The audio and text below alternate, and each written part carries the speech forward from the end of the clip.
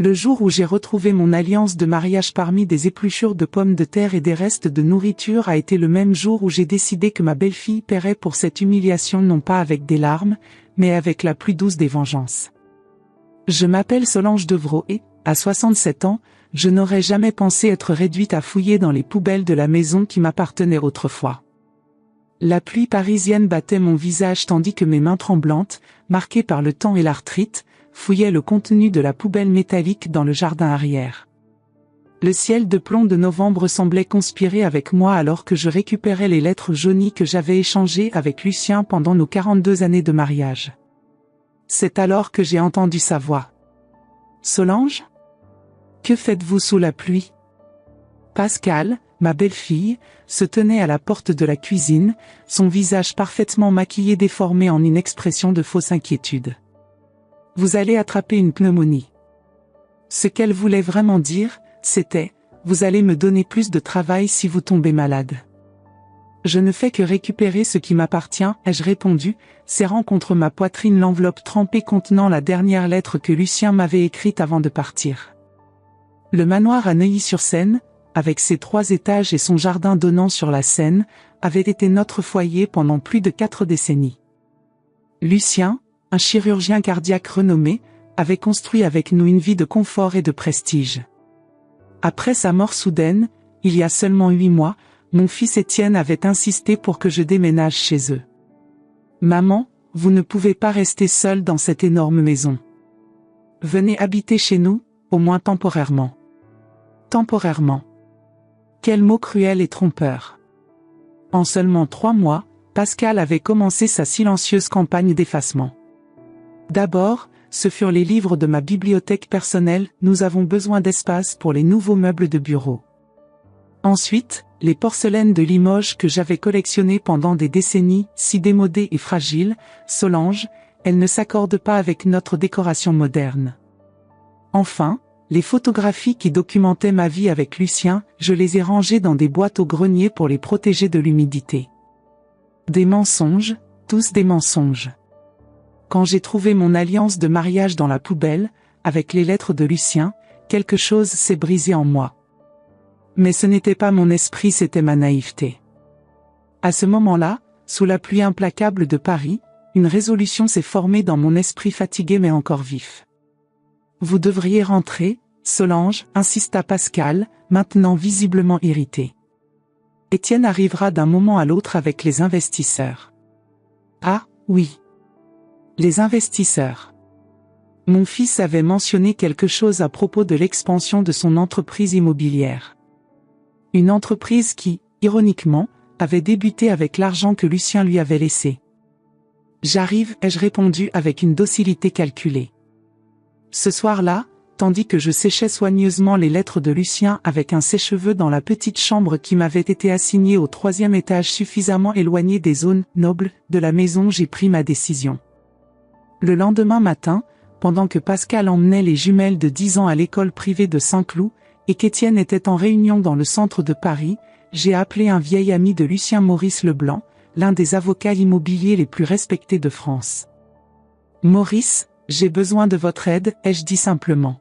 « Et j'ai besoin d'une discrétion absolue. » 3 semaines plus tard, le nouveau contrat était signé et enregistré. Il ne manquait plus que le moment opportun pour le révéler. Ce moment arriverait plus tôt que je ne l'avais prévu point. Vous vous demandez peut-être comment une femme de 67 ans pourrait renverser la situation face à une belle-fille manipulatrice et un fils ingrat ? Restez jusqu'à la fin pour découvrir comment j'ai transformé des décennies de sagesse en une leçon qu'ils n'oublieront jamais. Ce n'est pas simplement une histoire de vengeance, c'est un avertissement pour ceux qui confondent gentillesse et faiblesse. Et croyez-moi, la fin vous surprendra d'une façon que vous n'imaginez même pas. Avez-vous déjà eu cette sensation troublante que votre vie a été réduite à un inconvénient, un fardeau que d'autres portent par obligation, et non par amour ? Dans la semaine qui a suivi cet après-midi pluvieux, j'ai observé attentivement les mouvements de Pascal et d'Étienne. Mon fils était rarement à la maison, toujours occupé par ses entreprises, ses réunions interminables et ses dîners d'affaires. Quand il était présent, il semblait distant, comme si son corps était là mais que son esprit errait vers des endroits lointains, peut-être calculant des profits ou planifiant sa prochaine acquisition. Le manoir où je vivais maintenant comme une sorte d'invité indésirable était impressionnant, sol en marbre italien dans le hall d'entrée, escalier en spirale avec rampe en acajou poli, œuvre d'art contemporaine sur les murs qui coûtaient plus que ce que la plupart des gens gagnent en année. Un monument à la richesse et au statut, mais pas un foyer. Il n'y avait pas de chaleur dans les coins, pas d'histoires imprégnées dans les murs. C'était un décor parfaitement monté pour la vie que Pascal désirait en projeter. Les matins étaient les pires. Tandis qu'Étienne partait précipitamment avec son café dans une main et son téléphone portable dans l'autre, Pascal assumait son rôle de maîtresse de maison. Invariablement, je la trouvais dans la cuisine immaculée, donnant des instructions minutieuses à la gouvernante et à la cuisinière. « Ah, Solange, vous êtes réveillée, disait-elle, comme si ma présence était une surprise, bien que je descende tous les jours à la même heure. Madame Dubois a préparé des œufs pour le petit déjeuner. J'espère qu'ils seront à votre goût. » Ce qu'elle voulait vraiment dire était, rappelez-vous que vous n'avez pas voix au chapitre dans cette maison. Même votre alimentation est sous mon contrôle. Mais je souriais et la remerciais, gardant mon indignation pour alimenter mon plan. Pascal, contrôlante, méticuleuse et froide, orchestrait la maison avec la précision d'un maestro dirigeant une symphonie sombre. Chaque objet avait sa place exacte, chaque activité son horaire rigoureux. Le dîner était servi précisément à 8 heures, ni une minute avant, ni une après. Les fleurs étaient changées les lundis et jeudis. Les fenêtres étaient nettoyées les mercredis. L'ordre est essentiel pour qu'une maison fonctionne correctement, aimait-elle dire, surtout quand elle me voyait déplacer un objet. J'ai dû rire intérieurement quand, un matin, j'ai trouvé l'un de mes vieux romans de Colette sur la table basse du salon. Je l'avais délibérément laissé dans ma chambre. Clairement, Pascal l'avait placé là pour montrer que mon désordre ne serait pas toléré. Ce qu'elle ne savait pas, c'est que le livre contenait, entre ses pages, de précieuses notes que Lucien m'avait écrites des décennies plus tôt, de petites réflexions, des poèmes improvisés, des déclarations d'amour. C'était exactement ce genre de choses que Pascal considérait sans valeur. Les jumelles, Mathilde et Camille, étaient les seules lumières dans ce manoir d'ombre. Malgré les efforts de leur mère pour les tenir éloignées de moi, les filles s'échappaient souvent dans ma chambre au 3e étage, curieuses des histoires que j'avais à raconter.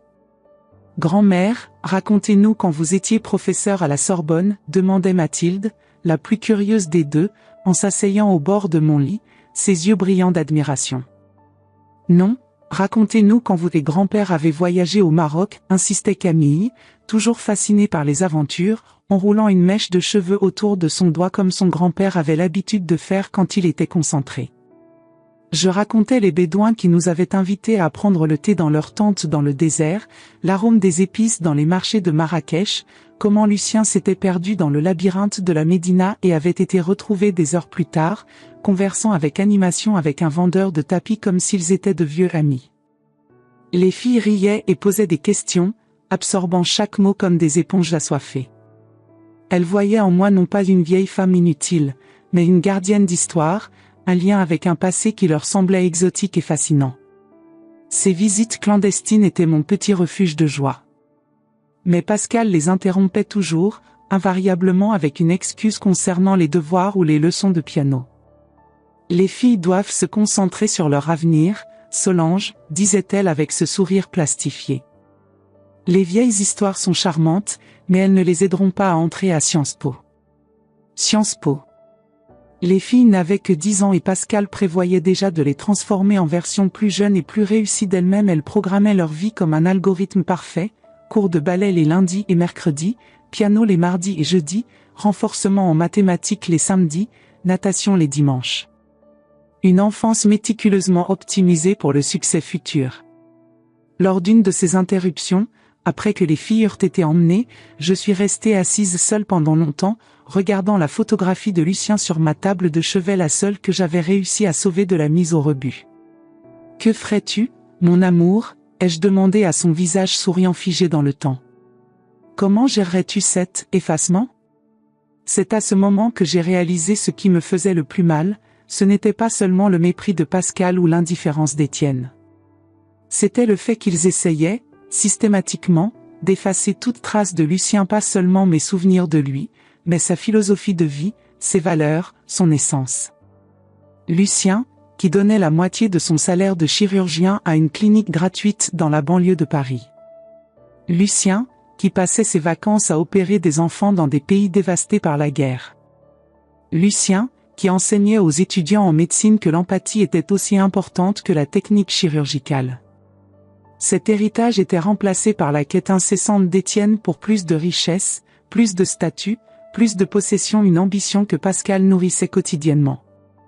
Par un après-midi particulièrement froid de décembre, alors que tout le monde était absent, Étienne a une réunion avec des investisseurs étrangers, Pascal a son déjeuner mensuel avec ses amis du club de campagne, les jumelles à l'école. J'ai reçu la visite de Maurice. Il a apporté avec lui les documents finaux et une enveloppe scellée. Je l'ai reçu dans ma chambre, lui offrant le seul confort que je pouvais, une tasse de thé au jasmin que je passais en contrebande depuis la cuisine et gardais dans une vieille boîte à biscuits. Tout est prêt, Solange, dit-il, s'asseyant dans le petit fauteuil de ma chambre, le seul meuble que j'avais réussi à sauver de notre ancienne maison. Le contrat est enregistré et les transferts sont terminés. Êtes-vous sûr de vouloir poursuivre cela? Maurice semblait inquiet. À 75 ans, avec des décennies d'expérience juridique, il avait vu de nombreuses familles se désintégrer à cause de l'argent et des propriétés. Ses yeux bleus, encore brillants malgré l'âge, m'examinaient avec une inquiétude sincère. J'ai regardé par la fenêtre, observant les jardins maintenant recouverts d'une fine couche de neige. Je me suis souvenu de la façon dont Lucien et moi avions l'habitude de marcher dans des jardins similaires au jardin du Luxembourg, faisant des plans pour notre avenir, pour l'avenir d'Étienne. Comme nous rêvions que notre fils suivrait les traces de son père, pas nécessairement comme médecin, mais comme un homme de principe, un homme qui comprendrait que la vraie valeur ne pouvait pas être mesurée en euros. Plus que jamais, Maurice, ai-je répondu fermement. Il est temps que certaines leçons soient apprises. Et qu'en est-il d'Étienne? C'est votre fils, après tout. J'ai ressenti une pointe de douleur, comme une aiguille dans le cœur. Pendant un moment, j'ai vu Étienne tel qu'il était, enfant curieux, passionné, plein de potentiel. Le garçon qui courait pour me montrer un nouveau livre qu'il avait découvert, qui pleurait en voyant des animaux blessés, qui faisait des dessins pour égayer les patients de Lucien. Quand et comment ce garçon s'était-il transformé en cet homme froid et calculateur? J'ai rapidement écarté cette pointe de douleur. Ce garçon n'existait plus. Peut-être n'avait-il jamais vraiment existé, peut-être n'avait-il été que la projection de nos espoirs et de nos rêves en tant que parents. Étienne a besoin de cette leçon autant que Pascal. Peut-être plus. Maurice a hoché la tête, comprenant. Lucien disait toujours que notre fils avait hérité de mon intelligence, mais pas de mon cœur. Étienne avait toujours été ambitieux, déterminé, brillant même, mais il lui manquait quelque chose de fondamental. De l'empathie, peut-être. Ou simplement la capacité de voir au-delà de ses propres désirs. Le document inclut toutes les clauses dont nous avons discuté, expliqua Maurice, ouvrant le porte-document en cuir usé qu'il portait toujours. Le codicile est ici, prêt pour votre signature. Pendant que je lisais les pages, je me suis souvenu d'une autre conversation avec Lucien, quelques mois avant sa mort soudaine. Nous étions sur la terrasse de notre maison à Neuilly-sur-Seine, observant le coucher de soleil sur la Seine. « Tu sais, Solange, dit-il, son accent normand s'intensifiant comme toujours quand il était fatigué ou ému, j'ai passé toute ma vie à sauver des vies, mais je n'ai pas réussi à sauver ce qui importait le plus. Que veux-tu dire, mon cœur, ai-je demandé, tenant sa main. Notre famille. Les valeurs que nous avons essayé de transmettre à Étienne. Je pense que nous avons échoué en cela. Ne dis pas ça, ai-je protesté, mais sans grande conviction. C'est la vérité, a-t-il répondu, avec ce demi-sourire triste qu'il avait développé ces dernières années. Mais peut-être n'est-il pas trop tard. Peut-être y a-t-il encore une chance de corriger cela. C'est cette nuit-là qu'il a mentionné pour la première fois l'idée du trust, du codicile, du plan que j'étais maintenant sur le point d'exécuter. Après le départ de Maurice, j'ai gardé les documents dans le double fond de mon vieux coffret à bijoux, le seul endroit que Pascal n'avait pas encore fouillé, probablement parce qu'elle en avait déjà retiré tout ce qui avait de la valeur il y a des mois, prétendant les mettre en lieu sûr. Dans le double fond, avec les nouveaux documents, se trouvait la dernière photographie que Lucien et moi avions prise ensemble devant Notre-Dame, 2 semaines avant la crise cardiaque qui l'a emporté. Nos visages souriants, rides et tout, pleins d'un amour qui avait survécu à 4 décennies de haut et de bas. Un amour qu'Étienne et Pascal, avec leur mariage de convenance et d'ambition mutuelle, ne comprendraient jamais. Ce soir-là, pendant le dîner, l'une des rares occasions où toute la famille se réunissait, Étienne fit une annonce. « Nous avons obtenu le financement pour le projet de Marseille, dit-il, levant son verre de Bordeaux hors de prix, un château Lafite Rothschild de 2010 qui coûtait plus de 1 000 € la bouteille. D'ici la fin de l'année prochaine, nous aurons un complexe résidentiel de luxe avec vue sur la Méditerranée. » « C'est merveilleux, chérie !» s'exclama Pascal, ses yeux brillants avec la promesse de plus de richesse, plus de statut. Elle portait un collier de diamants qui, je le soupçonnais, avait été acheté avec l'argent de la vente de quelque objet ayant appartenu à Lucien et à moi. « Et ce n'est pas tout, » continua Étienne, me regardant maintenant directement, comme s'il venait seulement de se souvenir de ma présence à table. Les investisseurs ont suggéré que nous élargissions notre portefeuille à Paris également. Je pense à vendre l'ancienne maison. Ma maison. Notre maison. Le foyer que Lucien et moi avions construit avec tant d'amour et de dévouement. L'endroit où chaque coin, chaque objet, chaque arôme racontait une histoire, notre histoire. Le jardin où nous avions planté des roses ensemble, la bibliothèque où nous lisions dans un silence confortable les soirs d'hiver, la terrasse où nous prenions notre petit déjeuner le dimanche, quel que soit le temps. J'ai eu l'impression de recevoir un coup de poing dans l'estomac. Même en sachant que ce moment arriverait, la désinvolture avec laquelle Étienne annonçait la vente de nos souvenirs m'a momentanément coupé le souffle. Mais, ai-je dit, gardant ma voix calme malgré la tempête intérieure, je pensais que nous avions convenu d'attendre. Le testament de Lucien. Maman, interrompit Étienne avec cette condescendance qui me blessait tant, me parlant comme si j'étais une enfant confuse ou un animal de compagnie désobéissant, le testament a laissé la maison à moi. Ce n'était qu'un accord verbal que j'attendrais avant de la vendre. Et 8 mois se sont écoulés, compléta Pascal, vérifiant discrètement sa montre Cartier, comme si ma douleur avait un temps limité pour s'exprimer. Le marché immobilier est en plein essor maintenant. Il serait imprudent d'attendre davantage. J'ai respiré profondément, sentant le poids de l'enveloppe scellée que Maurice m'avait remise plus tôt. À l'intérieur se trouvait la clé de mon plan et de la leçon que j'étais sur le point d'enseigner.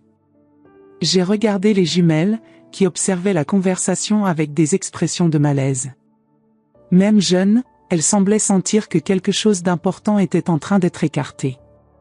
Peut-être avait-elle hérité plus de Lucien que leur propre père. Je comprends, ai-je finalement dit, au soulagement visible des deux. Vous devez faire ce que vous jugez le mieux. Le reste du dîner s'est déroulé dans une discussion animée sur le projet de Marseille, sur les acheteurs potentiels pour la maison de Neuilly-sur-Seine, sur combien d'argent pourrait être obtenu de la vente. À aucun moment il n'a été fait mention des souvenirs que la maison contenait, des histoires imprégnées dans ses murs, de l'héritage qu'elle représentait. Ce n'était qu'un actif de plus à liquider, un chiffre de plus dans un tableur. Après le dîner, quand tout le monde s'est retiré, Étienne dans son bureau, Pascal pour son bain relaxant, les jumelles dans la salle de jeu, je suis descendu silencieusement jusqu'au bureau d'Étienne au 1er étage. Avec précaution, j'ai placé l'enveloppe scellée sur son bureau, juste à côté de l'ordinateur portable qu'il laissait toujours ouvert. Sur l'enveloppe, écrit de ma calligraphie élégante qui avait autrefois charmé des étudiants à la Sorbonne, il y avait simplement, à propos de la maison. Je suis retourné dans ma chambre, sachant que la tempête approchait. Et pour la première fois depuis des mois, j'ai dormi profondément, sans cauchemar. La tempête est arrivée le lendemain matin. Le ciel parisien s'est levé clair, avec cette lumière dorée d'hiver qui fait ressembler la ville à un tableau impressionniste. La neige du jardin scintillait comme des cristaux sous le timide soleil. Une beauté trompeuse, ai-je pensé, en préparant mon thé aux herbes dans la cuisine silencieusement avec une touche de lavande, le mélange que Lucien qualifiait toujours de « remède pour l'âme inquiète ». La maison dormait encore. Pascal ne descendait jamais avant 8 heures, respectant religieusement sa routine beauté. Les jumelles auraient leur leçon de piano avant l'école. Étienne, toujours le premier levé, devait déjà être dans son bureau, révisant ses emails avant le petit déjeuner. C'est alors que j'ai entendu. D'abord, le bruit de l'enveloppe qu'on déchire, ce déchirement caractéristique du papier de qualité, un son qui me rappelait toujours l'époque où j'ouvrais des lettres d'acceptation d'articles académiques. Puis, un long silence, le genre de silence qui pèse, qui a une présence, qui annonce une tempête imminente. Et finalement, le cri. « Maman !» La voix d'Étienne a résonné dans la maison comme un tonnerre, se répercutant sur les murs de marbre, dans les escaliers en bois poli, dans les couloirs décorés d'art contemporain impersonnel. J'ai souri à ma tasse de thé, observant les feuilles de menthe danser dans le liquide ambré. J'ai pris une gorgée délibérément lente, savourant non seulement le thé, mais aussi le moment, cet instant précis où le pouvoir change de main, où les cartes sont révélées, où la vérité émerge des ombres. J'ai posé la tasse dans l'évier. Je ne laisserai pas de vaisselle pour la gouvernante, une habitude que Pascal jugeait particulière, et je me suis dirigé vers le bureau d'Étienne d'un pas calme, mesuré. Le couloir semblait plus long ce matin-là, comme si la maison s'étendait pour accommoder la tension qui grandissait en son sein. Quand je suis entré dans le bureau, la scène que j'ai découverte aurait pu être tirée d'une pièce de théâtre, un drame familial en 3 actes. Étienne était debout, pâle comme les murs blancs, tenant les documents de ses mains tremblantes. Ses cheveux, habituellement impeccablement coiffés, étaient décoiffés, comme s'il avait passé ses doigts dedans à plusieurs reprises en signe de stress. La cravate Hermès qu'il portait déjà, même à cette heure matinale, était légèrement de travers, un petit détail qui révélait l'ébranlement de son contrôle habituel. Pascal était à ses côtés, ayant visiblement descendu en hâte, portant encore son peignoir de soie rose, les cheveux attachés en un chignon improvisé, sans maquillage, une vision rare et révélatrice. Son visage, habituellement composé en un masque de perfection et de contrôle, était maintenant déformé par le choc et l'indignation. Les rides qu'elle travaillait si durement à cacher avec des crèmes coûteuses et des injections mensuelles étaient totalement visibles sous la lumière impitoyable du matin. « Qu'est-ce que cela signifie ?» demanda Étienne, agitant les papiers dans ma direction comme s'ils étaient une arme que j'avais pointée sur lui. Sa voix oscillait entre colère et incrédulité. Au lieu de répondre immédiatement, j'ai traversé la pièce avec un calme délibéré et me suis assise tranquillement dans le fauteuil face au bureau, ajustant mon cachemire gris, l'une des rares pièces élégantes que Pascal n'avait pas réussi à réorganiser, loin de moi. C'était un cadeau de Lucien pour notre 40e anniversaire de mariage, acheté dans une petite boutique à Montmartre. « Ceci, mon fils, ai-je répondu calmement, croisant les mains sur mes genoux, est la vérité que ton père et moi avions décidé de ne pas partager avec toi jusqu'à ce que ce soit nécessaire. » J'ai observé son visage passer par une succession d'émotions: confusion, incrédulité, compréhension, finalement, colère. C'était comme regarder un film au ralenti. « Impossible », murmura Pascal, arrachant les documents des mains d'Étienne pour les relire, comme si elle espérait que les mots changeraient magiquement si quelqu'un d'autre les lisait. Ses yeux parcouraient les pages frénétiquement, s'attardant sur certains passages, s'écarquillant sur d'autres. « Cela ne peut pas être légal, dit-elle finalement, sa voix aiguë de panique. « Il doit y avoir une erreur. »« Il n'y a pas d'erreur, ai-je répondu, gardant ma voix douce mais ferme. Maurice est, comme vous le savez, l'un des avocats les plus respectés de Paris. Il ne commettrait pas une erreur aussi élémentaire. Ce que les documents révélaient était simple, mais dévastateur pour leur plan. Le manoir à Neuilly-sur-Seine, notre ancienne maison, le foyer qu'Étienne prévoyait de vendre, n'avait jamais été légalement transféré à son nom. Le testament de Lucien avait créé une illusion soigneusement élaborée, une façade qui s'écroulait maintenant devant les yeux ébahis de mon fils et de ma belle-fille. Comme vous pouvez le voir, ai-je expliqué, en pointant la clause principale du document que Pascal tenait de ses doigts tremblants, la propriété a été placée dans un trust irrévocable il y a 15 ans. Lucien et moi étions les bénéficiaires durant notre vie. Après notre mort, le trust se transforme en une fondation éducative pour des étudiants en médecine d'origine défavorisée. Étienne semblait avoir été frappé physiquement. Il s'est effondré dans le fauteuil derrière son bureau, la bouche légèrement ouverte, les yeux fixés sur un point invisible. C'était comme si son cerveau ne parvenait pas à traiter complètement l'information, comme s'il cherchait désespérément une faille, une issue, une échappatoire. Mais le testament... Commença-t-il, sa voix à peine plus qu'un murmure.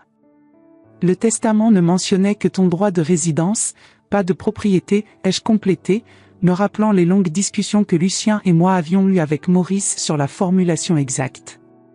Tu pourrais y vivre le reste de ta vie, si tu le souhaitais. Mais tu n'as jamais eu le droit de la vendre. Le silence qui a suivi était dense, presque palpable. Par la fenêtre, je pouvais voir les jumelles sortir dans le jardin, leur rire distant comme une musique d'un autre monde, un monde d'innocence et de joie qui semblait infiniment éloigné du drame qui se déroulait dans ce bureau. Étienne commençait à retrouver sa contenance, la couleur revenant lentement à son visage maintenant teinté de colère. Ses yeux, si semblables à ceux de Lucien en forme, mais dépourvus de la bonté qui illuminait toujours ceux de son père, se sont fixés sur les miens avec une intensité qui m'aurait intimidé des années auparavant. « Pourquoi feriez-vous cela ?» demanda-t-il, sa voix maintenant plus ferme, contrôlée, mais avec une note tranchante qui révélait l'étendue de sa fureur. « Pourquoi me cacher cela ?» C'était la question que j'attendais, la question pour laquelle j'avais répété la réponse pendant des semaines. Cependant, à ce moment-là, regardant mon fils unique, le bébé que j'avais bercé durant des nuits sans fin, le garçon dont j'avais embrassé les genoux écorchés pour les guérir, l'adolescent dont j'avais navigué les crises d'identité avec patience, j'ai senti un nœud dans ma gorge. Je me suis levé et me suis dirigé vers la fenêtre, ayant besoin d'un moment pour me recomposer. J'ai observé les jardins couverts de neige, le petit lac maintenant gelé où des canards nageaient habituellement en été. Pendant un moment, j'ai vu Mathilde et Camille construire un bonhomme de neige, riant comme des enfants devraient rire, insouciantes, libres, pleines de possibilités. Ton père et moi avons observé, pendant des années, comment tu gérais l'argent, Étienne, ai-je commencé, ma voix maintenant plus douce, presque nostalgique. Comment tu voyais les propriétés non pas comme des foyers, mais comme des actifs. Non pas comme des espaces où des souvenirs sont créés, mais comme des chiffres sur une feuille de calcul. Je me suis retourné pour lui faire face, sentant une force renouvelée couler à travers moi, non pas la force de la colère, mais celle de la vérité longtemps contenue. Te souviens-tu de ce petit appartement que nous avions acheté pour toi quand tu es entré à l'université? Tu l'as vendu avant même d'être diplômé, l'échangeant contre un autre, stratégiquement mieux situé. Et cette maison de campagne en Normandie, héritage de la famille de ton père depuis des générations? Vendue pour financer ta première entreprise immobilière. J'ai vu un éclair de culpabilité dans ses yeux, rapidement remplacé par de la défensivité. C'étaient des décisions d'affaires intelligentes. L'appartement s'est apprécié de 30% en 3 ans. La maison en Normandie tombait en ruine, elle aurait coûté une fortune à restaurer. Exactement, ai-je acquiescé, sans rancune dans la voix. Pour toi, ce n'était que des chiffres, des transactions. Pour Lucien, c'était des parties de notre histoire. Cet appartement était l'endroit où ton père a passé ses années d'étudiant en médecine, où il m'a demandé en mariage. La maison en Normandie était l'endroit où il est né, où tes grands-parents se sont cachés pendant l'occupation nazie, risquant leur vie pour abriter des familles juives dans la cave.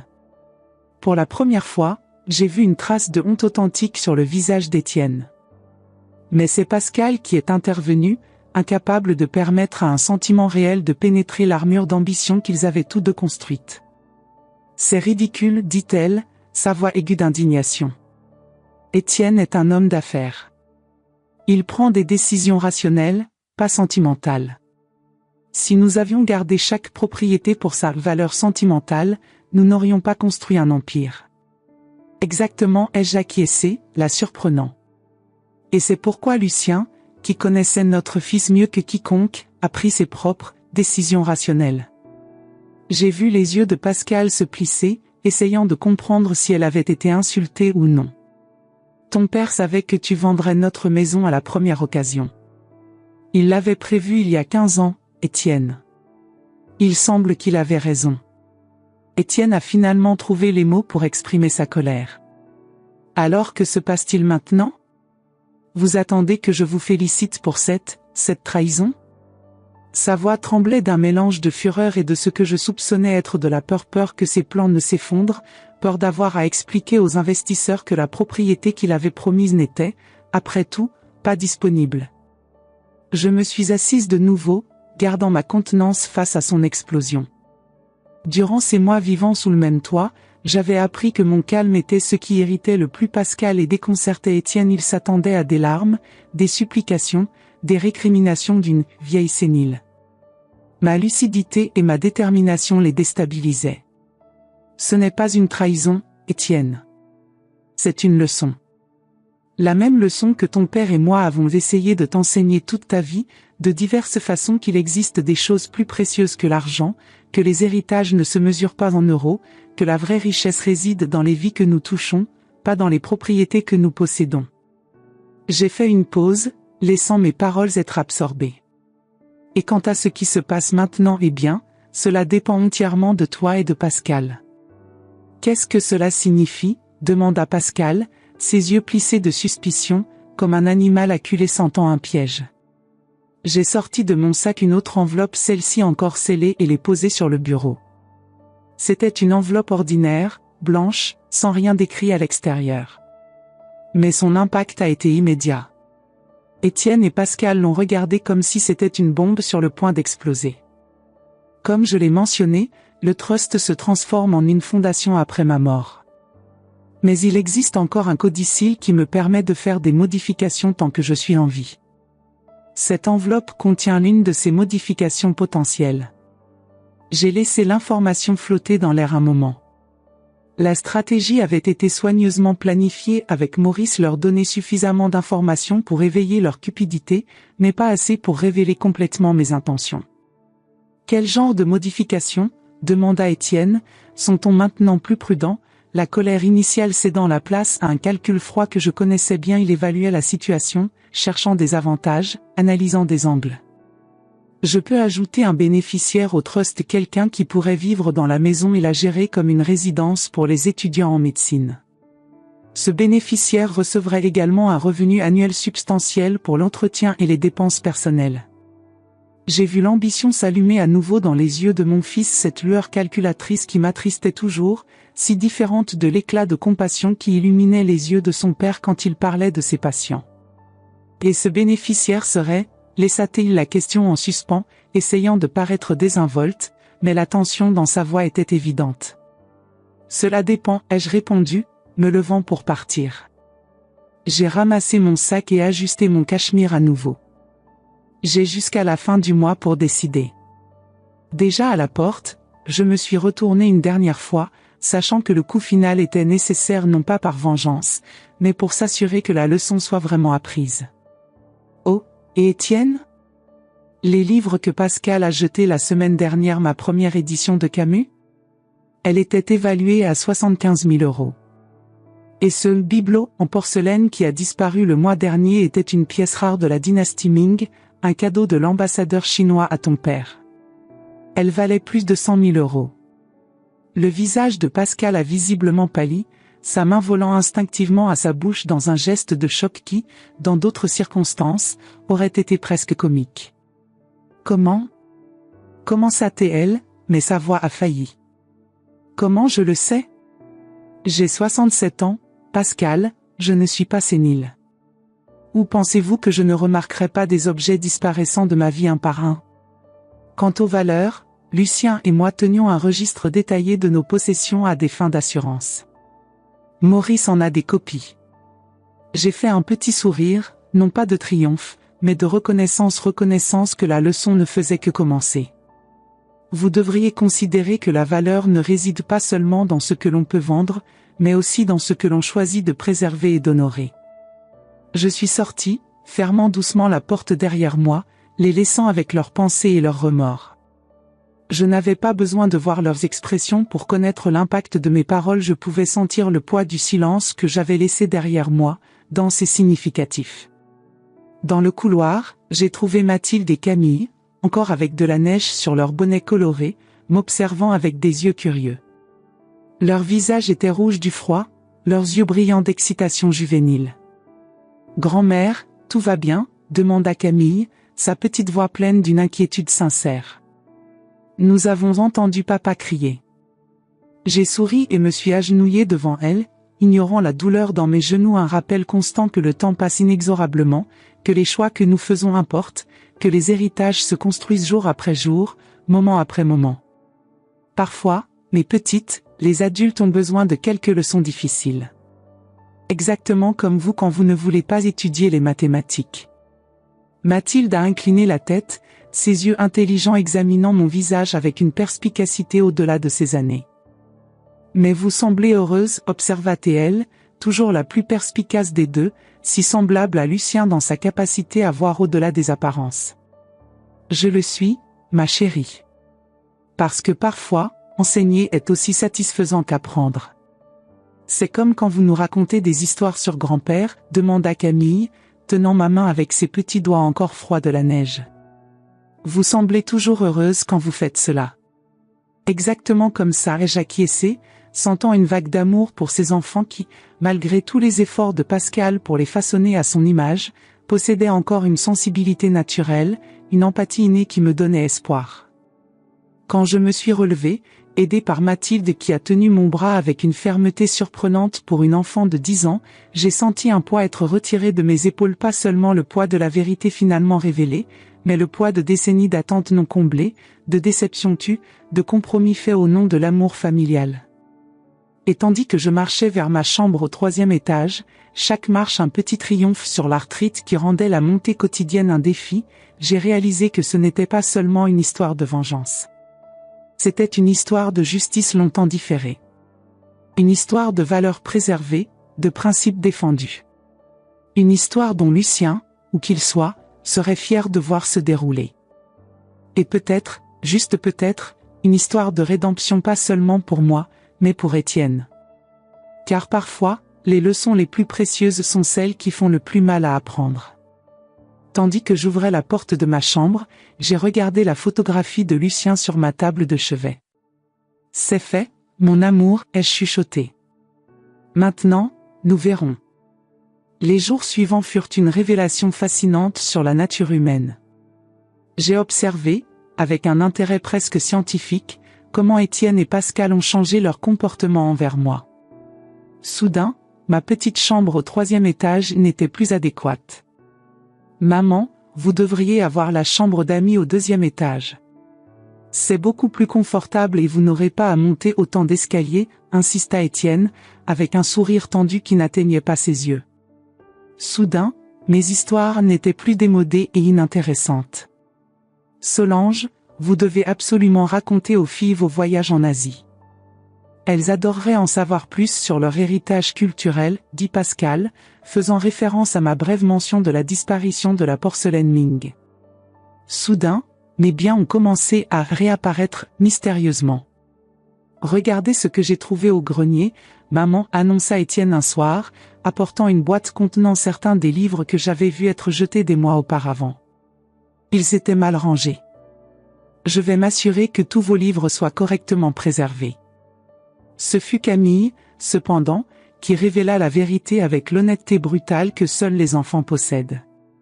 Grand-mère, chuchota-t-elle en m'aidant à organiser les livres récupérés, maman et papa sont allés à l'entrepôt la semaine dernière et ont rapporté beaucoup de boîtes. Ils se disputaient à propos de quelque chose de précieux qu'ils devaient retrouver. J'ai caressé ses cheveux noirs, si semblables à ceux de Lucien quand il était jeune. Et cela t'a troublée, ma petite ? Elle a acquiescé, ses grands yeux fixés sur les miens. Ils ne se sont jamais souciés de vos affaires avant. J'ai entendu maman dire à papa que c'était juste des vieilleries. Pourquoi est-ce différent maintenant ? J'ai respiré profondément, réfléchissant à comment expliquer l'hypocrisie et l'intérêt personnel à une enfant de 10 ans. J'ai opté pour la vérité, simplifiée. Parfois, chérie, les gens ne valorisent quelque chose que lorsqu'ils réalisent qu'ils peuvent le perdre, ou quand ils découvrent que cela vaut plus qu'ils ne le pensaient.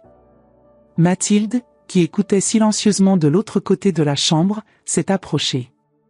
Comme l'histoire du roi Midas que vous nous avez racontée ? Il n'a réalisé la valeur de ce qu'il avait que lorsqu'il a tout transformé en or et ne pouvait plus embrasser sa fille ? J'ai souri, fier de sa perspicacité. Exactement ainsi, ma intelligente. Dans les semaines qui ont suivi, une étrange paix s'est installée dans la maison. Étienne a commencé à passer plus de temps à la maison, venant souvent dans ma nouvelle chambre pour simplement discuter, quelque chose que nous n'avions pas fait depuis des années. Pascal est devenue l'hôtesse parfaite, demandant toujours si j'avais besoin de quelque chose, si j'étais confortable, si je voulais les accompagner dans leur sortie. Les jumelles observaient cette transformation avec des yeux à la fois confus et amusés, échangeant souvent des regards significatifs lorsque l'un de leurs parents faisait quelque chose de particulièrement hors caractère. Et moi ? J'observais. Et j'attendais. La date limite que j'avais fixée, la fin du mois, approchait rapidement. Étienne et Pascal devenaient visiblement plus anxieux chaque jour. Finalement, la veille du dernier jour, ils m'ont invité à un dîner spécial. La table était magnifiquement dressée avec la porcelaine française que j'avais apportée de notre ancienne maison, des pièces que, jusqu'à récemment, Pascal considérait comme trop démodées pour être utilisées. Le vin était un Château Margaux 1982, le préféré de Lucien, qu'il gardait pour les occasions spéciales. Maman, commença Étienne après le dessert, sa voix étudiée et désinvolte, nous avons réfléchi à notre conversation du mois dernier. Oui, ai-je répondu, savourant la dernière cuillerée de crème brûlée. Nous avons réalisé que nous avons été négligents envers vous. Et envers la mémoire de papa. Pascal acquiesça, son visage un masque parfait de remords. Vous aviez absolument raison, Solange. Nous avons été avides et insensibles. Votre sagesse nous a aidés à voir cela. J'ai failli m'étouffer avec le vin en entendant de tels mots venant d'elle. Si Lucien avait pu entendre cela, il aurait ri aux larmes. Et, continua Étienne, arrivant finalement au point, nous voulions dire que, si vous envisagez de nommer un bénéficiaire pour le trust, eh bien, nous aimerions nous proposer. Je promets que nous préserverons chaque souvenir, chaque objet que vous et papa valorisiez. J'ai posé mon verre sur la table et les ai observés pendant un long moment. J'ai vu l'attente dans leurs yeux, la certitude que leur petit théâtre m'avait convaincu. C'est une proposition intéressante, ai-je finalement dit.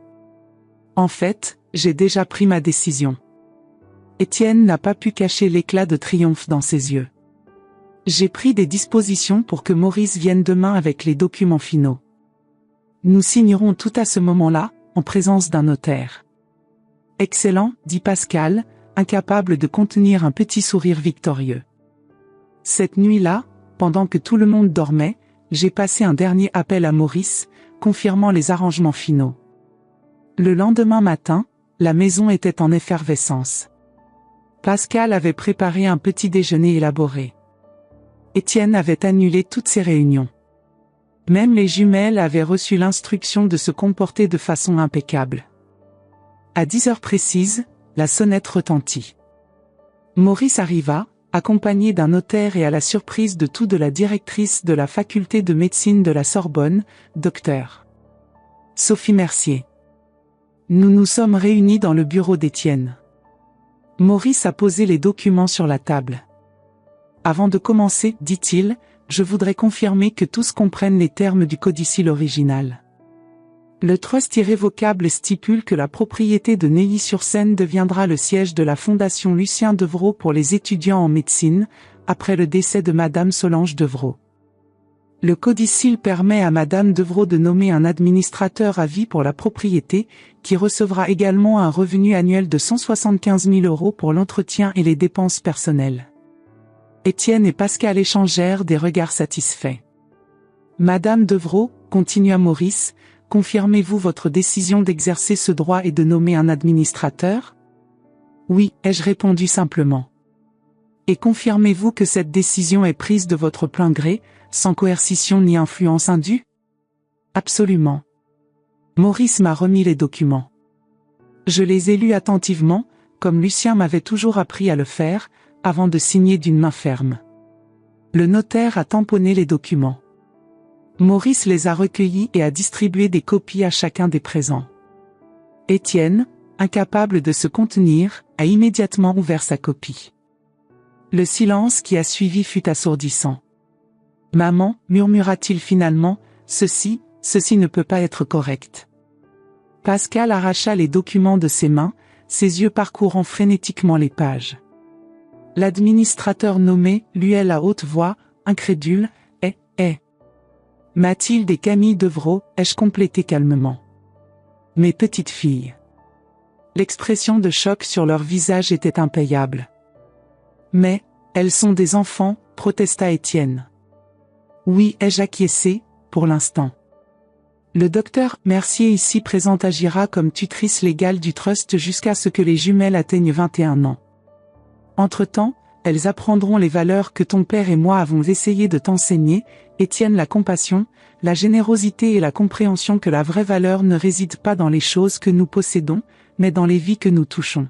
« Et qu'en est-il de nous ?» demanda Pascal, sa voix tremblante d'indignation. « Vous, ai-je répondu, me levant.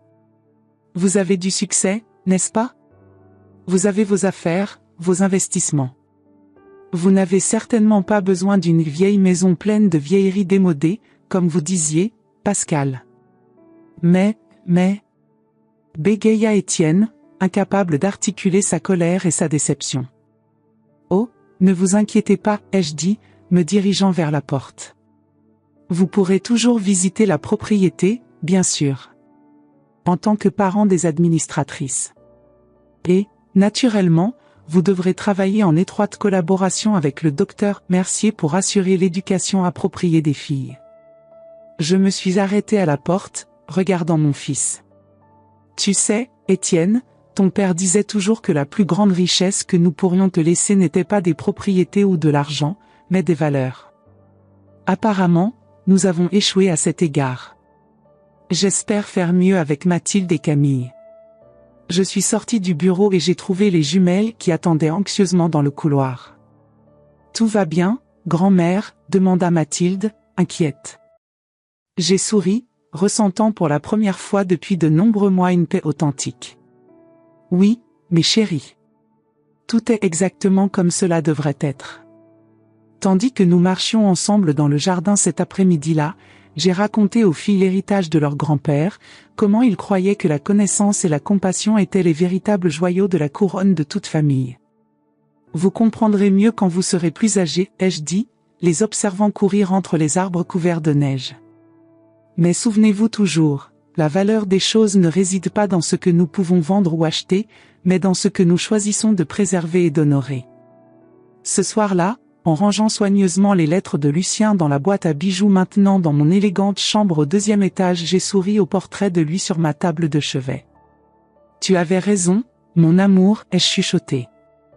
Parfois, l'amour le plus vrai ne consiste pas à donner aux gens ce qu'ils veulent, mais ce dont ils ont vraiment besoin. Et quelque part, peut-être, Lucien a souri en retour. Avez-vous aussi senti votre vie repoussée vers les marges? Vos souvenirs traités comme des vieilleries? Je suis ici pour vous dire que vous n'êtes pas seul. Comme Solange, beaucoup d'entre nous portent des histoires de manque de respect familial que nous osons rarement partager. Ceci fut mon voyage du silence à la rédemption.